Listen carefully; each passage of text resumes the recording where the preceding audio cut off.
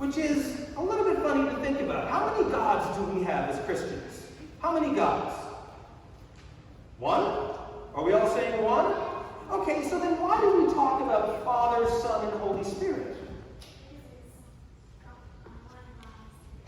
Oh, you've been doing your homework. We're one God in three persons, and knowing God in three different ways. So we have one God, but we make it confusing sometimes by talking about Father, Son, and Holy Spirit. Now, once again, I'm not going to do math today or anything like that, but maybe just some helpful ways for us to think about it. How in the world can we talk about one God, but then talk about three persons? Or, now here's where I'm going to start falling into heresies. Thankfully, it's being videoed, so the bishop can watch this online as soon as possible. We might even talk about it in three ways of knowing God. So, one might say, let's just take me for example. Some people will know me as dad, two people. Some people will know me as priest, thankfully more than two people. And then some people, maybe quite a lot of people, will know me as a really, really, really, really great golfer. So, why are you guys laughing at that part? Dad, priest, golfer.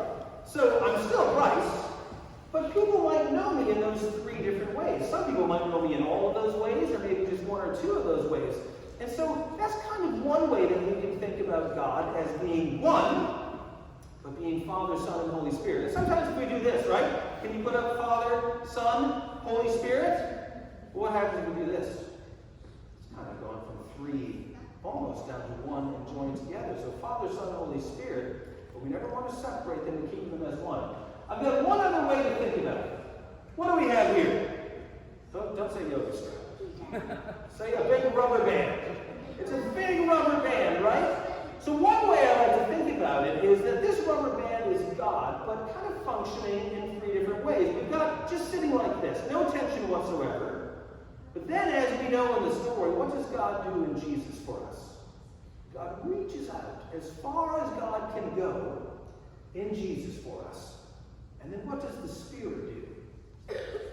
Brings us right back in together to be with God. So God stretches out to us in Jesus, but then brings us back together with the love of the Spirit to be with God forever. Now, I did think for a second that one of you would hold that and stretch it for me, but then I thought what you're going to do, right? So we're not going to do that. But so that you don't forget that God is like a rubber band in our lives, always reaching out and stretching to come and get us. I've got little rubber bands that you get to put around your wrists, okay? So come on up here. I'm going to throw them on the floor. Here's what you do. You take one for yourself. You take one for yourself. And then as you go back to the pew, you find as many people who don't have a bracelet on, and you hand a bracelet out to them, okay?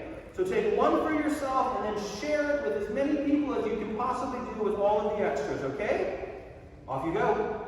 Walk in love as Christ loved us and gave himself for us, an offering and sacrifice to God.